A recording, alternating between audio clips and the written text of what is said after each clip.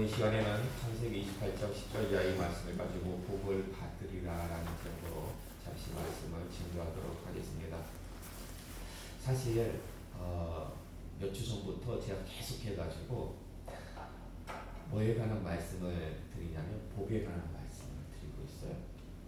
왜냐하면 2026년도에는 저희 교회 표와 같이 복되고 형통한 교회가 되기를 원해서, 근데 정말 복되고 형통한 교회가 되려면은 하나님의 복이 무엇인지 알아야 되지 않겠습니까? 그래서 성경에 나와 있는 복을 가지고 올 한 해는 좀 우리가 말씀을 살펴보고자 하는데, 오늘 본문 말씀 보시면은요, 야곱이 베델에서 하나님의 축복을 받는 장면인데요. 여러분, 지금 야곱이요 어디에서 어디로 가는지 아십니까? 오늘 본문 10절 말씀 보니까 부엘세바가 어디냐면은 야곱이 살던 곳이에요. 집이에요. 거기서 하란으로 갑니다. 하란은 어디냐? 거기 누가 있냐? 외삼촌이 있어요. 외삼촌이. 제가 칠판에 적어놨는데요. 이 부엘세바 가나안 지역에서 저 위에 있는 닷단 아람에 있는 하란이라는 성읍입니다. 여기서 지금 여기까지 가는 도중인데요. 길이가 여기서 여기까지 길이가 얼마가 되냐면은 약 800km입니다. 800km면은요, 여기서 서울에서 부산까지 거리가 500. 도로 거리가 400, 도로 거리가 400이에요. 예. 조금씩 차이가 있더라고요, 그러니까. 근데 그러면 왕복 거리가 되는 거예요. 결코 짧은 거리가 아니에요. 지금 이 거리를 지금 그 야곱이 집에서 출발해가지고 가고 있는 중인데, 여러분 이때 야곱이 결혼한 상태입니까? 아니면 독신이었습니까? 독신. 그때는 독신이었어요. 이때. 예. 형 에서는 이때 결혼했었어요.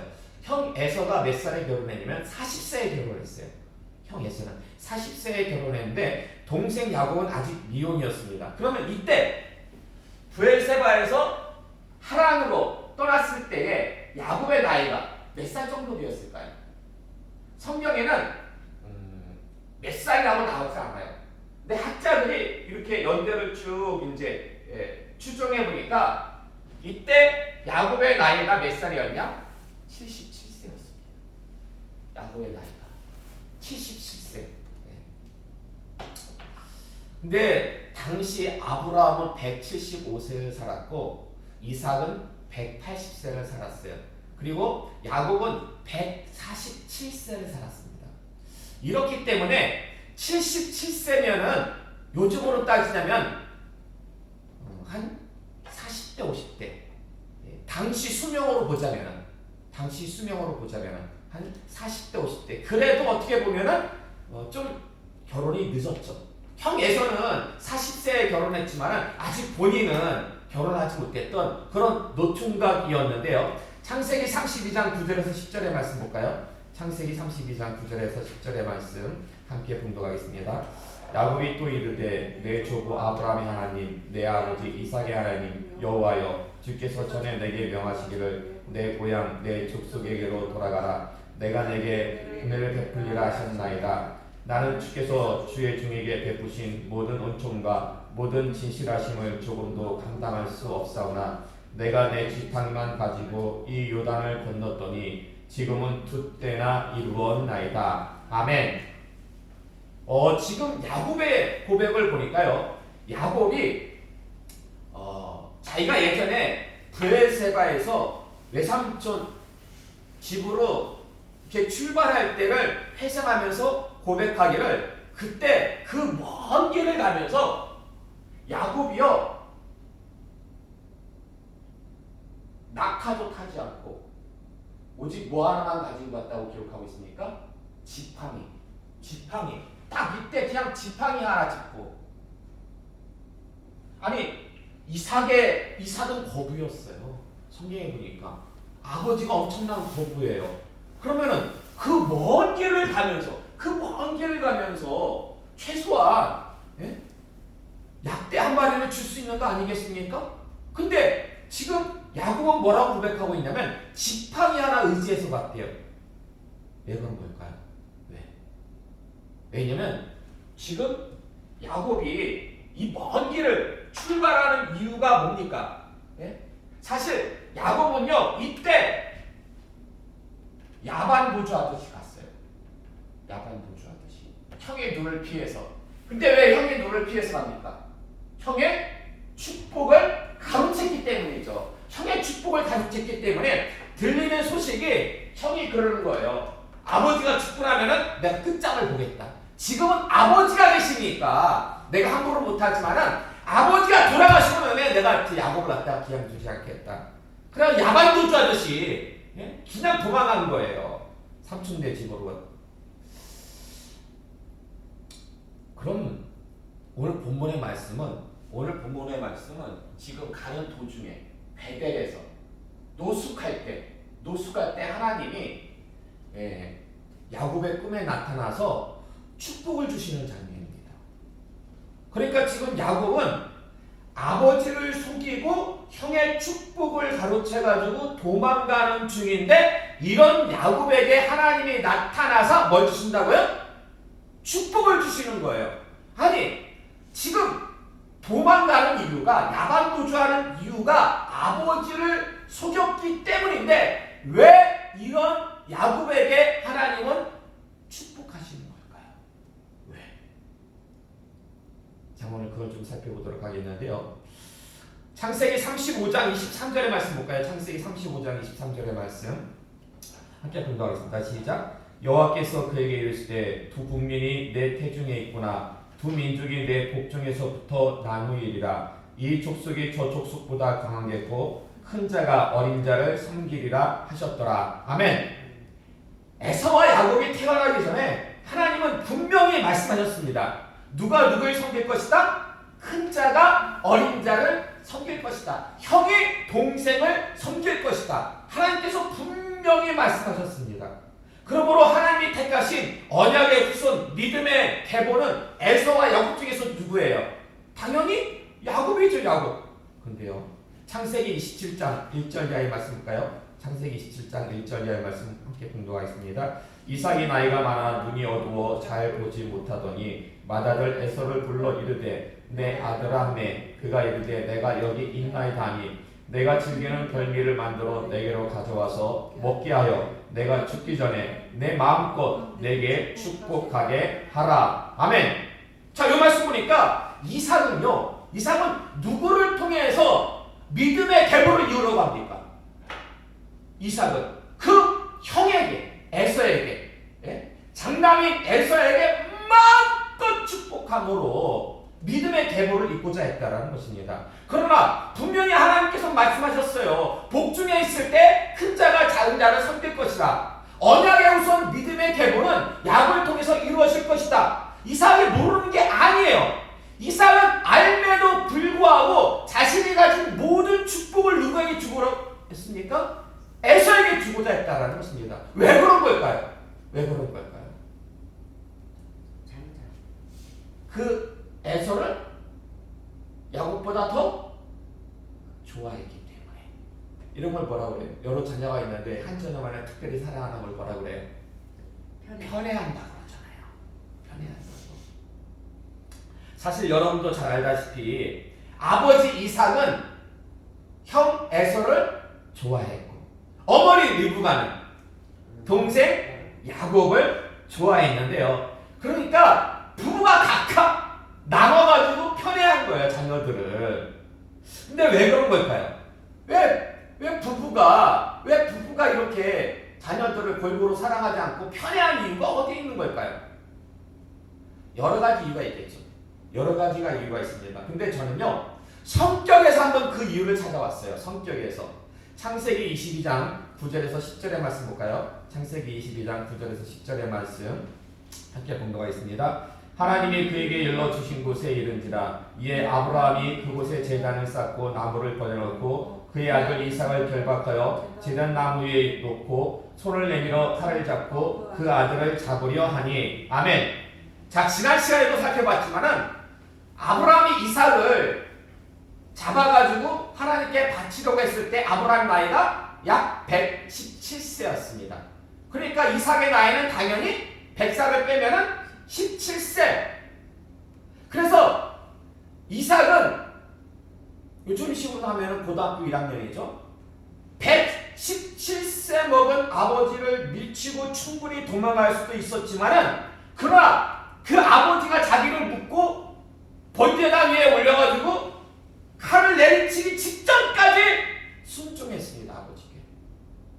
이러고 볼 때 야곱의 성격이 어때요? 야곱의 성격이 온유합니다. 창세기 26장 14절 이하의 말씀 볼까요? 창세기 26장 14절 말씀 함께 분독하겠습니다.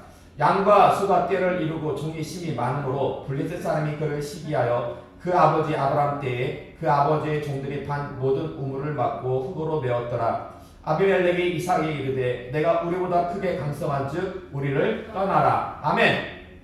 이삭은요 블랙 지역으로 잠깐 내려갔다가 거기서 하나님의 복을 받아가지고 100배의 축복을 받습니다. 농사를 지어가지고. 그러니까 블레셋 사람들이 시기해요. 그래서 결국 가지고 있는 소중한 자산인 우물이 막히고 메워지고 쫓겨날 때에 그들과 싸우지 않습니다.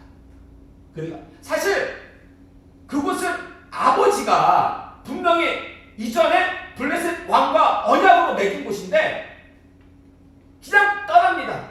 그리고 그 이후에 그랄 골짜기로 가가지고 2번이나 우물을 파요. 한 번 우물을 팠는데 아버지가 봤던 우물 다시 파니까 물이 나오는데 그랄 골짜기로 와서 빼서 그래서 또 한 번 팠는데 또 빼서 그러니까 그 광야 지역에서 이 우물은 엄청나게 소중한 자산인데 뺏길 때마다 이삭은 그들과 다투지 않습니다. 이럴 때 이삭의 성격은요 한마디로 말해가지고 성격이 어때요? 온유하다. 네. 내향적입니까? 외향적입니까? 내성적. 그렇죠. 내향적이죠. 이게 전형적인 온유한 모습인데 반면에 창세기 24장 17절 이하의 말씀 볼까요? 창세기 24장 17절 이하 말씀 거기에 지금 그 말씀이 지금 성경에 여기 주부에 잠깐 누락이 됐는데 이게 무슨 말씀이냐면 우리 한번 직접 찾아볼까요? 창세기 24장 찾기 쉬우니까 창세기 24장 17절에서 19절의 말씀 창세기 24장 17절에서 19절의 말씀 함께 본다고 있습니다. 종이 마주 달려가서 이르되 청하건대 내 물동이의 물을 내게 조금 마시게 하라. 그가 이르되 내 주여 마시소서 하며 급히 그 물동이를 손에 내려 마시게 하고 마시게 하기를 다하고 이르되 당신의 낙타를 위하여서도 물을 길어 그것들도 배불리 마시게 하리이다 하고. 아멘. 이게 무슨 말씀이냐면 이제 아브라함이 그 자신의 종에게 그 쉽게 말해가지고 며느리감을 구해가지고 오라고 이렇게 보냈는데 그때 리브가는요 그 생전 처음 보는 아브라함의 종, 생전 처음 보는 그 아브라함의 종이 물을 달라고 하니까 물을 길어서 대접할 뿐만 아니라 타고 온 낙타를 위해서도 물을 길어줄 만큼 성격이 활발했는데요. 이때 그 아브라함의 종에게 낙타가 몇 마리 있었는지 아십니까? 그 먼 길을 가면서 한 마리만 가져갈 수 없잖아요. 낙타가 10마리 있었어요. 낙타가 10마리, 성경에 보면 10마리가 나와요. 근데 리브가는 그 10마리를 다 물을 길어가지고 10마리에게 다 물을 먹여주는 거예요. 그러니까 리브가는 우리가 생각할 때, 제가 볼 때 여리여리한 소녀가 아니고 어떤 스타일이냐면 건강한 스타일, 활기찬 스타일인데요. 창세기 24장 57절에서 58절의 말씀 볼까요? 창세기 24장 57절에서 58절의 말씀 주보 오시면 됩니다. 함께 분도하겠습니다. 그들이 이르되 우리가 소년을 불러 그에게 물이라 하고 리브가를 불러 그에게 이르되 내가 이 사람과 함께 가려느냐. 그가 대답하되 가겠나이다. 아멘. 그러니까 아브라함의 종이 그 리브가의 부모들과 그 형제들에게 식구들에게 다 얘기를 합니다. 지금 여기 가나안 땅에 아브라함이 살고 있는데 내가 그 며느리를 갖다가 구하러 왔다. 근데 보니까 리브가는 하나님께서 택한 그 이삭의 아내감이다. 그래서 내가 좀 데려가고자 한다. 그러니까 그 식구들이 그러는 거예요. 우리 뜻도 중요하지만 리브가의 뜻이 중요하지 않냐. 리브가 불러가지고 한번 물어보자. 그러니까 리브가한테 딱 물어보니까 리브가가 뭐라고 대답해요? 전혀 주저함이 없어. 아니 생전 처음 가는 곳이에요. 더군다나 800km. 당시에 800km면요. 이제 한 번 가면은 못 본다고 생각해야 되는 거예요. 실제로 그랬어요. 리브가는 시집가고 나가지고 가나안 땅에 가가지고 한 번도 자기 고향으로 간 적이 없어요. 성경에 안 나와요. 다시는 못 봐요. 가까운 거리면은 뭐 그렇게 대답해도 괜찮을지 몰라도 그러니까 아주 리브가의 성격은요 당차고 결단력이 있어요. 주저함이 없어요. 그 먼 거리를 가면서 다시는 부모 형제 못 보는데 이러 볼 때 리브가의 성격은 어떠냐? 아주 활발하고 내향적입니까? 외향적입니까? 외향. 전형적인 외향적인 성격이죠. 그래서 보면은 둘이 성격이 어때요? 이삭하고 완전히 대조죠. 대조. 완전 반대예요. 성격이. 이삭하고 리브가는. 자, 그러면은 서로 잘 맞았을까요? 안 맞았을까요? 부부가 이렇게 사는 데 있어가지고. 그래도 맞았을 것 같아요. 예. 제가 이렇게 보니까 부부가 이렇게 살아가는 모습을 보면은 여러분 하나님께서 하와를 만드셨잖아요. 아담의 배필로. 근데 어떤 배필로 만드셨는지 아십니까? 어떤 배필로 성경에 보면 정확하게 나와 있어요. 돕는 배필로 만들었어요. 돕는 배필로. 돕는다라는 것은 아담에게 있어가지고 부족한 부분을 어떻게 한다? 채운다라는 거예요. 그렇기 때문에 부부라는 것은 서로 부족한 부분을 갖다가 채우는 거죠. 그런 의미에서 볼 때 이삭의 부족한 건 뭡니까? 이삭의 부족한 것은 외향적인 모습이 부족해요. 근데 그 부분을 누가 채워줘요? 리브가가 채워줘요. 리브가에 있어가지고 부족한 것은 내향적인 부분이 부족해요. 그렇기 때문에 그 부분은 또 이삭이 채워져요. 그래가지고 상대의 부족함을 이렇게 서로가 채워주니까 이제 그 부분에 있어서는 부부관계에 있어서는 크게 문제가 없어. 부부관계에 있어서는 크게 문제가 없는데요. 자, 창세기 25장 27절에서 28절의 말씀 볼까요? 창세기 25장 27절 이하의 말씀 함께 봉독 하겠습니다. 그 아이들이 장성함에 에서는 익숙한 사냥꾼이었으므로 들사람이 되고 야곱은 조용한 사람이었으므로 장막에 거주하니 이삭은 에서가 사냥한 고기를 좋아하므로 그를 사랑하고 리브가는 야곱을 사랑하였더라. 아멘. 에서는요 익숙한 사냥꾼이 되었대요. 근데 여러분 익숙한 사냥꾼이 되었다는 건 허구한 집구석에 처박혀 있는 게 아니고 밖으로 쏘다니는 거예요. 들로 산으로 광야로. 그래가지고 익숙한 사냥꾼이 될 정도였으면 아주 활 다루는 솜씨도 장난이 아닐 테고 완전 골목대장 스타일. 진두지휘하면서 애들을 갖다가 이러볼 때 에서의 성격은 어떻습니까? 에서의 성격은 아주 활발하고 외향적이었다는 거죠. 반면에 야곱은 성경에서 증거하기를 어떤 사람이었다? 조용한 사람이었대요. 조용한 사람이었대요. 이러볼 때 야곱의 성격은 어땠다? 그렇죠. 온유하고 내향적이었다는 것입니다. 자, 보세요. 그러면은 아버지 이삭은 누가 마음에 들어요? 아버지 이삭은? 그렇죠. 아버지 이삭은 에서가 마음에 들어요. 왜 에서가 마음에 들어요? 저 맛있는 고기를 먹을 수 있는. 맛있는 고기뿐만 아니라 성격적으로 볼 때 아버지 이삭은 평생을 자기는 그냥 조용하게 그렇게 자라면서 뭐가 부러웠냐면 막 활발하게 자기는 항상 밖에서 나가서 애들과 어울려서 놀아도 자기는 그냥 앞에서 진두지휘하는 스타일이 아니라 그냥 늘 뒤에서 따라가는 스타일이었는데 꽤 부러웠어요. 골목대장. 근데 에서는 보니까 딱 골목대장이야. 밖에 나가가지고. 그러니까 어릴 때부터 에서가 마음에 드는 거야. 자기 못했던 부분을 갖다가 에서가 채워주니까. 반면에 엄마 리브가는 누가 마음에 들어요? 리브가는? 야곱이 마음에 들죠. 엄마는 골목대장 필요 없어.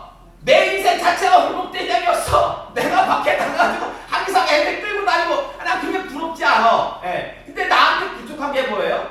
조용하고 좀 이렇게 내향적인 차분하고 이런 모습들이 근데 그게 누구한테 있었냐면 야곱한테 있었다라는 거죠. 그래서 결국 자녀들을 갖다가 자기 성격에 따라가지고 편애할 수밖에 없었는데 사실 이런 모습은 우리 역사 가운데서도 아주 잘 나옵니다.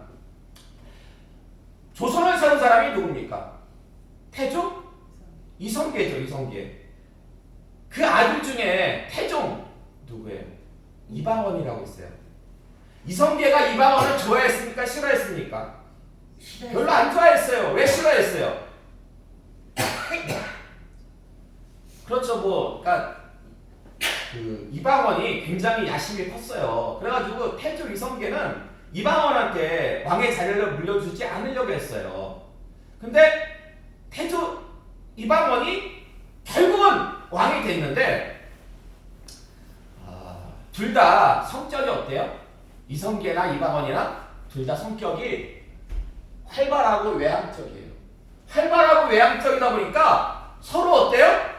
서로 부딪힐 수밖에 없다라는 거예요. 강한 사람과 강한 사람은 서로 부딪혀요. 그러면 어느 한쪽이 깨질 수밖에 없다라는 거예요. 저는 형제가 삼형제예요. 그러니까 저희 그 누나 있고 그 남동생이 있는데 둘 다 미국에 살아요. 근데 둘 다 성격이 강해. 누나도 여자치고 성격이 강하고 남동생은 뭐 말할 것도 없고. 근데 저희 부모님 성격이, 아버님 성격이 어때요? 아버님 성격이 온유한 쪽입니까? 활발한 쪽입니까? 내향적입니까? 외향적입니까? 고사님 보실 때 아버님 성격이 내향적이에요? 외향적이에요? 내성적. 아버님 성격 완전 외향적이죠. 외향적. 아버님 성격 완전 외향적이에요. 사모님도 외향적이에요. 그러니까 아버님도 강하고 아버님은 더 강해요. 저는 태어나서 아버님만큼 강한 분을 못 봤거든요. 근데 그 분을 아버지를 이기는 분이 누구예요? 어머니. 아버지 그냥 져준다 그래요. 어머니 져준다고. 근데 사실 할아버지 이기는 할머니 없어요. 보면은. 근데 그래서 보세요. 누나나 동생이 같이 있으면은 결국은 시간 지나면서 부딪힐 수밖에 없어요. 반면에 제 성격은 누나나 동생에 비해서 훨씬 제가 성격 자체가 저는 내향적이에요. 내향적. 근데 제가 이 얘기를 하는 이유가 뭐냐면은 저희 집안을 놓고 볼 때도 저는 그 이삭과 리브가의 편애가 이해가 된다라는 거예요. 강한 사람들끼리는 부딪힐 수밖에 없어. 근데 뭔가 반대가 되었을 때 성격이 그럴 때에 같이 함께 있을 수가 있다라는 것입니다. 어쨌든 성격적으로 볼 때 아버지 이삭은 에서를, 엄마 리브가는 야곱을 좋아할 수밖에 없었는데요. 제가 이 설교를 준비하면서 한 가지 깨달은 게 있습니다. 그게 뭐냐면 편애가 신앙을 넘어설 때 문제가 생긴다라는 거예요. 뭐라고요? 편애가 신앙을 넘어설 때 반드시 문제가 생긴다라는 것입니다. 자, 분명히 하나님은 큰 자가 어린 자를 섬길 것이다. 하나님이 이렇게 확정적으로 말씀하셨어요. 근데 이삭은 누구를 통해서 믿음의 계보를 이루겠습니까? 에서를. 왜요? 편애가 신앙을 넘어섰기 때문에 그래요. 편애가. 인간적인 편애가 하나님의 뜻, 신앙을 넘어섰기 때문에 그냥 축복을 에서에게만 몰빵하려고 했던 거예요. 창세기 27장 12절 이하의 말씀 볼까요? 창세기 27장 12절의 말씀 함께 봉독하겠습니다. 아버지께서 나를 만지실진데 내가 아버지의 눈에 속이는 자로 보일지라 복은 고사하고 저를 받을까 하나이다. 어머니가 그에게 이르되 내 아들아 너의 저주는 내게로 돌리리니 내 말만 따르고 가서 가져오라. 아멘. 자, 이 말씀은 또 무슨 말씀이냐면 여러분 잘 아시는 대로 야곱이 아버지 속이는 장면이에요. 그래서 형의 축복을 가로채는 장면인데 이때 누가 주도합니까? 야곱이 주도한 거 아니었어요. 그 엄마 리브가가 주도한 거예요. 근데 이게 여러분 이 방법이 올바른 방법입니까? 그릇된 방법입니까? 우리 속담에는 뭐로 가도 서울만 가면 된다. 이게 올바른 방법이에요? 그릇된 방법이에요? 이거 그릇된 방법이에요. 그릇된 방법. 예. 잘못된 방법을 얘기할 때 이 속담을 쓰는 거예요. 사실 우리가 믿는 하나님은요, 동기와 결과만이 아니라 과정도 중요하게 여기시는 거예요. 하나님은 선하신 하나님이기 때문에 동기도 선해야 되고 과정도 선해야 되고 결과도 선하게 돼야 된다는 것입니다. 그러므로 비록 언약의 후손으로 택함을 받았다 할지라도 야곱이 언약의 후손으로 택함을 받았다 할지라도 속임수를 써가지고 축복을 받는 것은 하나님이 원하시는 모습이 아니었다는 거예요. 예. 그럼 왜 리브가는 그릇된 방법으로 믿음의 계보를 잇고자 했던 걸까요? 왜 리브가는? 예. 역시 편애가 야곱을 향한 사랑이 신앙을 넘어섰기 때문에 올바른 하나님의 선한 방법이 따르지 않았기 때문이죠. 목사님 그럼 어떻게 합니까? 만약에 리브가가 속임수를 썼지 않았다면 그 축복이 에서에게 다 넘어갔을 텐데 그럼 그것 그냥 지켜만 보고 있어야 됩니까? 아니 인간적인 방법 어떻게 속임수를 써더라도 하나님의 뜻대로 가야 되는 것이 그게 우리가 해야 될 일 아닙니까? 자, 누가복음 1장 18절 이하의 말씀 볼까요? 여러분들 그 주보 뒷면을 보시기 바랍니다. 주보 뒷면 누가복음 1장 18절 이하의 말씀 함께 봉독하겠습니다. 사가랴가 천사에게 이르되 내가 이것을 어떻게 알리오? 내가 늙고 아내도 나이가 많으니이다. 천사가 대답하여 이르되 나는 하나님 앞에 서 있는 가브리엘이라. 이 좋은 소식을 전하여 내게 말하라고 보내심을 받았노라. 보라 이 일이 되는 날까지 내가 마음을 터는 자가 되어 능히 말을 못하리니 이는 내가 내 말을 믿지 아니한 이거니와 때가 이르면 내 말이 이루어지리라 하더라. 아멘. 자, 이게 무슨 말씀이냐면 그 세례요한의 그 출산 장면을 갖다가 지금 성경에서 기록하고 있는 건데요. 그 세례요한의 아버지 사가랴는 가브리엘 천사로부터 이 세례요한의 출생 소식을 듣게 됩니다. 근데 그걸 믿어요, 못 믿어요? 자기가 나이가 이제 너무 많고 자기 아내도 나이가 너무 많아가지고 애 낳기 힘들다고 그걸 믿지를 못해요. 천사가 말하는데도. 그러니까 애 낳을 때까지 사가랴가 어떻게 됩니까? 벙어리가 되죠. 너는 앞으로 벙어리가 될 것이다. 예. 자, 그럼 보세요. 그 사가랴에게 가브리엘 천사를 보내신 분이 누굽니까? 하나님이시죠. 예? 자, 그렇다면은 하나님께서 지금 이삭이 에서에게 축복을 몰빵하려고 그러는데 그때 하나님께서 천사를 보내서 이삭에게 너 그러지 마라. 믿음의 계보는 큰 자가 아니라 작은 자다. 경고를 주신다든지 막 축복하려고 하는 그 순간에 이삭의 입을 막아서 벙어리가 될 수 있게 할 수 있습니까? 없습니까? 하나님은 충분히 그럴 수가 있어요. 자, 그리고 민수기 23장 11절에 이하의 말씀 볼까요? 민수기 23장 11절 이하의 말씀 함께 봉독하겠습니다. 발락이 발람에게 이르되 그대가 어찌 내게 이같이 행하느냐 나의 원수를 저주하라고 그대를 데려왔거늘 그대가 오히려 축복하였도다. 발람이 대답하여 이르되 여호와께서 내 입에 주신 말씀을 내가 어찌 말하지 아니할 수 있으리이까. 아멘. 출애굽한 이스라엘 백성들이 이 모압 왕 발락의 눈에는요 너무 좀 거대해 보였어요.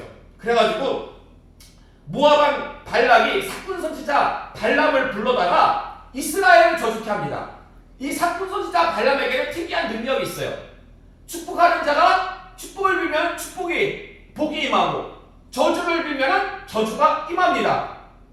그래서 불러다가 좀 저주를 하게 했는데 발람의 의도는 저주인데 그 입에서는 어떤 말이 나옵니까? 축복의 말이 나온다. 누가 역사했기 때문에? 하나님이. 그렇다면 발람의 입을 주장하신 하나님이 이삭의 입을 주장하실 수 있습니까? 없습니까? 있어요. 충분히 있죠. 예.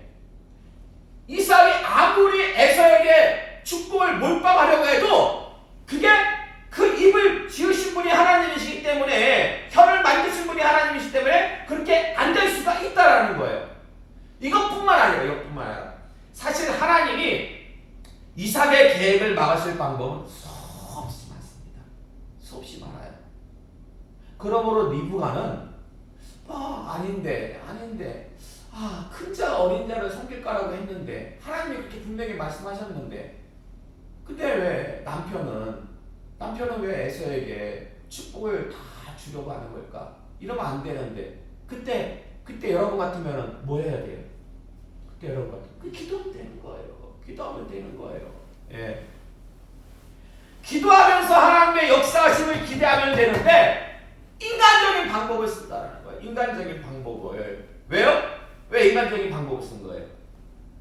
편애가 신앙을 넘어섰기 때문에 그렇다니까요. 편애가 신앙을 넘어섰기 때문에. 예. 근데 중요한 건 뭐냐면 그럼에도 불구하고 하나님은 베델에서 야곱을 축복하십니다. 지금 야곱이 브엘세바에서 닷당하러 가는 이유가 아버지를 속이고 형의 축복을 가로챘기 때문이잖아요. 그건 하나님이 원하시는 방법이 아니었어요. 그럼에도 불구하고 하나님은 야곱에게 뭐 하셔요? 축복하신다라는 거예요. 왜? 옛말에 검은 머리 짐승은 거두는 게 아니라겠죠. 사람은 고쳐 쓰는 거 아니라고 했어요. 어르신들이 하는 말씀이에요. 근데요, 성경을 보잖아요. 성경을 보면은 하나님은 당신의 택한 백성이 실수하고 심지어 하나님을 배신해도 어찌하십니까? 거두시고 때로는 고쳐서 쓰십니다. 그런 분이 하나님이에요. 그런 분이 하나님. 예? 비록 야곱이 인간적인 방법으로 형의 축복을 가로채 야반도주하듯 집을 떠났다 할지라도 야곱은 하나님의 택한 자녀이기 때문에 하나님은 끝까지 은혜를 베푸사 구원을 완성시키신다라는 거예요. 하나님의 역사를 완성시키신다라는 것이. 이것이 그 유명한 칼빈의 5대 교리가 있거든요. 무조건적인 선택으로 시작해가지고 맨 마지막에 성도의 견인들이 당신의 택한 자녀가 막 하나님의 뜻과는 정반대의 길을 간다 할지라도 하나님께서 어떻게 해요? 때려서라도 바른 길로 오게끔 끝까지 하나님께서 인도하신다라는 것이 바로 성도의 견인 교리라는 것입니다. 결론에 말씀드리도록 하겠습니다. 자, 여러분 이거 보세요. 아브라함은요 60이에요. 이삭은요 105예요. 야곱은요 17이에요. 이게 무슨 숫자일 것 같습니까? 이게 무슨 숫자일 것 같아요?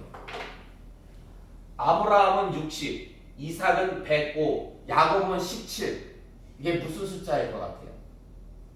이거는요 무슨 숫자냐면은 뭐예요? 평탄한 삶을 산 숫자예요. 평탄한 삶을. 자, 이삭은 175세를 살았어요. 175세를 살았는데 그때 그가 117세쯤 115세에서 117세쯤에 시험을 받았잖아요. 시험을 통과했잖아요. 그 시험을 통과한 이후로 죽을 때까지 성경에 보면은 큰 고난이 없어요. 큰 어려움이 없어요. 약 60년간 그건 뭘 의미해요? 평탄한 삶을 살았다라는 거예요. 그리고 이삭은 블레셋 땅에 내려갔다가 돌아온 이후로 약 105년간을 평탄하게 살았습니다. 뭐 자잘한 것들은 있었겠지만 큰 어려움 없이. 그리고 야곱은요 147세를 살았는데 17년 정도만 평탄하게 삶을 살았어요. 누가 가장 적게 평탄의 삶을 살았습니까? 야곱이죠. 예. 왜 그랬을 것 같아요? 왜 그랬을 것 같아요? 야곱 자체의 인생이 어떤 인생이었습니까? 야곱이 아버지와 형을 속였잖아요. 속고 그러다 보니까 다른 사람한테 속아요. 속이다 보니까 다른 사람한테 또 속음을 당해요. 속고 속이고 나중에 바로 앞에 섰을 때에 야곱의 나이가 130세였어요. 그때 야곱이 고백합니다. 내가 어떤 인생을 살았냐면 험악한 세월을 살았습니다라고 고백을 해요. 147세 오래 살면 뭐합니까? 인생 자체가 험악한 인생인데 그게 복받은 인생입니까? 복받은 자녀는 복받은 자녀답게 살았어야 되는데 속고 속이다 보니까 평탄한 삶을 갖다가 그렇게 많이 살지 못했다는 것입니다. 여러분 명심하시기 바랍니다. 하나님은 당신의 자녀들에게 택함받은 우리들에게 끝까지 은혜 베푸십니다. 그래가지고 하나님의 역사, 하나님의 구원을 완성하시는데 한 가지 여러분 분명히 명심할 게 있습니다. 그게 뭐냐면 이런 모습을 놓고 볼 때에 뿌린 대로 거둔다는 거예요. 하나님은요 뿌린 대로 거두게 하십니다. 반드시. 그래서요 도대체 야곱이 어떻게 뿌렸길래? 야곱이 어떻게 뿌렸길래? 그리고 그 주도했던 리브가 있잖아요. 그 주도했던 리브가는 과연 어떻게 거두게 되었는지 그게 성경에 아주 적나라하게 나옵니다. 그 말씀 오후 시간에 우리가 살펴보도록 하겠습니다.